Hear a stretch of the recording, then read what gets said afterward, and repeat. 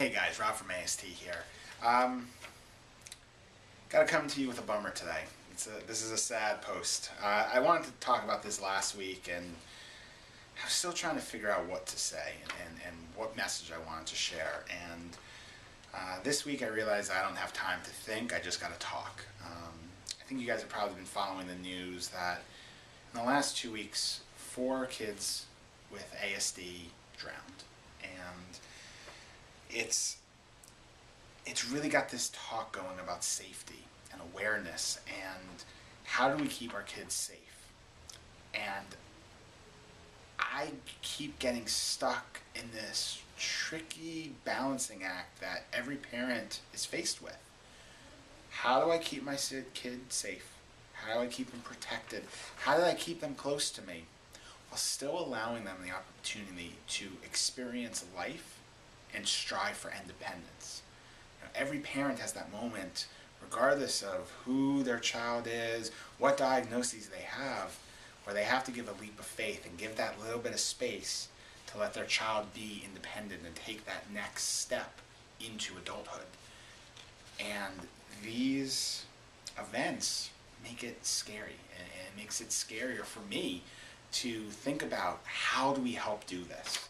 So I wanted to come and share a couple of really great resources out there that I really think everyone should take a look at. The first is a group called the National Autism Association, and they have a website called autismsafety.org. And on this website you'll find the big red safety box. There's a lot of great resources and information there about keeping your children safe, whether they be some physical, tangible tools and supports you can use, as well as some great information. The big red safety box is something that you can apply for and get a scholarship or sponsored for, or if you're out there and you want to donate $35 to this cause, someone without the economic means will be donated one of these big red safety boxes. So there's 2 different ways to get help or give help through this organization. Now they're also associated with a really cool group called AWARE, and AWARE's website is AWAARE.org. So there's 3 A's in this AWARE, and they have some really important statistics, resources, and information. As I said, they're associated with the National Autism Association, but a lot of other great groups out there that are doing their part to raise awareness here. A couple things for me just to think about. The thing that jumps out to me about this is water. And I started to reflect on some of my own personal experience working with kids on the spectrum and some stories families have told me. And I think one thing to always keep in mind when you're in the community, when you're in especially new and novel places of the community, where are water sites, fountains, creeks, oceans, pools?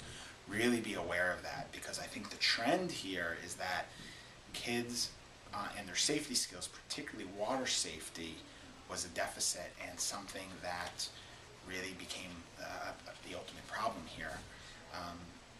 Also, the thing that I think everyone should be working on, no matter where you are in your child's program, is stop.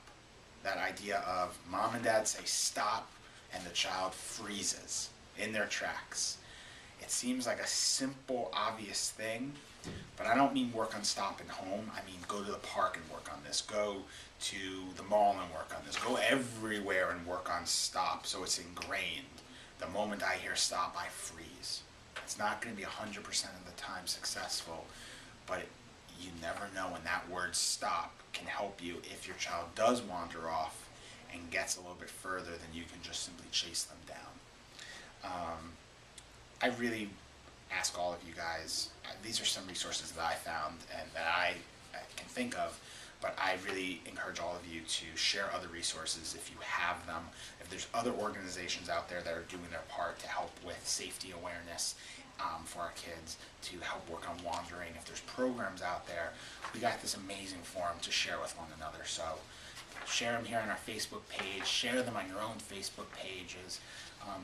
But let's really spread the word here, because There's not enough resources out there. I think we all need support and assistance in this, and now's our opportunity to give future support and further support so we can try and avert more of these tragedies.